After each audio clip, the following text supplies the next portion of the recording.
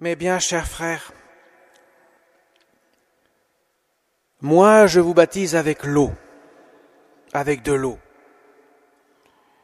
Mais vient celui qui est plus fort que moi, lui vous baptisera dans l'Esprit Saint et le feu. Tous se demandaient en eux-mêmes si Jean n'était pas le Christ. Ils se posent la question. Mais Jean leur dira, ce n'est pas moi. Moi, je vous baptise avec de l'eau. Moi, je suis la voix qui crie dans le désert. Mais je ne suis pas la parole. La voix émet un son et la parole donne la signification de ce que nous devons retenir, écouter. Dieu nous parle. Jean est le porte-voix et le micro, en quelque sorte, du Christ. Ce que je vous dis, vous l'entendez, parce qu'il y a des enceintes, il y a un micro. Pour prendre une comparaison moderne, pourrait-on dire, Jean le Baptiste, c'est la sono du bon Dieu. Il vient interpeller les cœurs. Même des pharisiens viennent à lui, même des publicains, des collecteurs d'impôts viennent à lui pour lui demander que devons-nous faire. Il donne des conseils. Tous ces conseils conduisent à préparer le cœur pour la joie de l'avènement du Christ. Alors certes, quand ces gens, cette foule interpelle Jean le Baptiste, Jésus a déjà 30 ans. Mais il a vécu dans l'ombre pendant 30 ans. Il va être celui qui va se révéler à partir du baptême du Seigneur dans l'eau du Jourdain par Jean le Baptiste. Là va commencer sa mission. Là va commencer son ministère public. Et donc c'est la préparation des cœurs pour que la parole faite chair, la parole de Dieu, vienne toucher les cœurs en profondeur. Jean dira, aplanissez les routes, abaissez les montagnes d'orgueil de votre cœur, afin que le chemin devienne droit pour la parole de Dieu, afin que Dieu puisse toucher votre cœur. Le temps de l'Avent. Et nous sommes aujourd'hui le jour de la joie au milieu de ce temps de pénitence. Voilà pourquoi la couleur rose, pourrait-on dire, habille ce dimanche, pour atténuer la pénitence du violet, comme pour rappeler que nous nous préparons à une grande joie, à une joie. Soyez dans la joie, dit saint Paul. Car voilà que le Seigneur vient à notre rencontre. Nous allons fêter dans quelques jours l'avènement du Christ dans la crèche de Bethléem. Nous sommes concernés directement par cet avènement. Et pas quand Jésus a seulement 30 ans, comme les personnes, la foule qui l'entendait lorsque Jean l'interpellait, cette foule. Mais nous sommes après la venue du Christ. Après la résurrection d'entre les morts. Nous avons besoin de nous incliner, de nous prosterner devant cette crèche de Bethléem,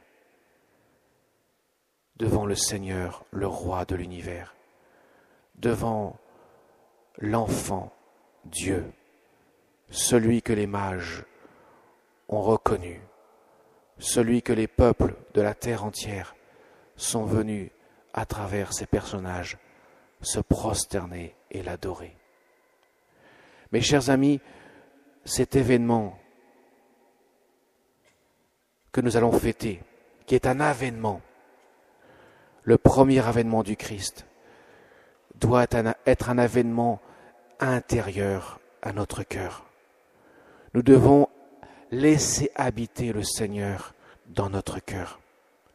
Il faut vraiment que nous gravissons, pourrait-on dire, la route qui nous mène à Noël, les derniers jours qui nous mènent à Noël, en ayant cette ardeur à préparer notre cœur à ce que Jésus vienne demeurer en nous, l'habiter, pour que nous ne puissions pas se voir entendre « Il est venu chez les siens et ils ne l'ont pas reçu ».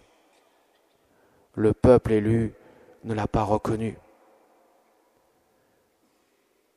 Nous, chrétiens, nous qui avons été baptisés, nous qui avons reçu le feu de l'Esprit Saint, lui qui baptise dans le feu et l'Esprit Saint, dit Jean le Baptiste, nous ne pouvons pas ne pas laisser celui qui nous baptise dans le feu et l'Esprit Saint venir, ne pas venir dans notre cœur à cause de notre faute, des obstacles que nous pourrions mettre devant lui. Jésus a un ardent désir de venir en nous. Il veut habiter notre cœur par sa présence. Et nous devons absolument mettre les moyens, les bouchées doubles pour préparer notre cœur à ce moment-là. Que Jésus vienne pour y déposer la joie de sa naissance, la joie de la grâce qui nous sanctifie. La sainteté, c'est un travail à l'intérieur des cœurs. Et Dieu ne peut pas travailler nos cœurs s'il ne peut pas y venir, s'il ne peut pas y demeurer en raison des obstacles et des barrières que nous pouvons lui dresser. Il a donc besoin de notre consentement. Et nous avons pour cela notre Mère du ciel, la Vierge Marie, qui, elle, s'est préparée comme personne n'a pu le faire autant qu'elle, à ce grand moment de la naissance de son Fils, du roi de l'univers, de son Dieu, qu'elle adorait de tout son cœur. L'Annonciation est déjà pour elle l'avènement du Christ qui transforme le monde. En demandant son intercession à la Vierge Marie, nous préparons ainsi davantage nos cœurs. Ne l'oublions pas. Jésus tient de sa divinité, bien sûr de son Père, duquel il est engendré éternellement. Il ne cesse d'être engendré du Père. Il est Dieu, partageant l'éternité avec son Père et l'Esprit Saint. Mais il est aussi homme. Et cette humanité du Christ qui est nécessaire à la rencontre des hommes, il vient à notre rencontre pour nous parler. Eh bien, cette rencontre ne peut se faire que dans l'humanité que Jésus a prise du sein de la Vierge Marie. Donc le rôle de Marie est irremplaçable. Elle permet la rencontre de Dieu avec l'homme, parce que son cœur, préparé de toute éternité par cette grâce de l'Immaculée Conception que nous avons fêtée la semaine dernière, nous rappelle que celle qui a été choisie n'a jamais failli à sa mission d'être celle qui met au monde le Rédempteur, le Fils divin, le divin Fils de Dieu. Celle qui prépare son cœur, pour cela, elle nous aide à le préparer, nous aussi, à notre tour. Voilà pourquoi aussi le temps de l'Avent, c'est le temps aussi de la Vierge Marie.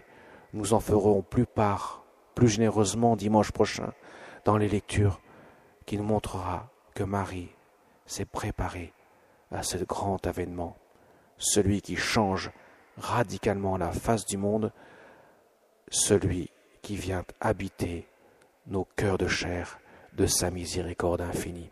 Amen.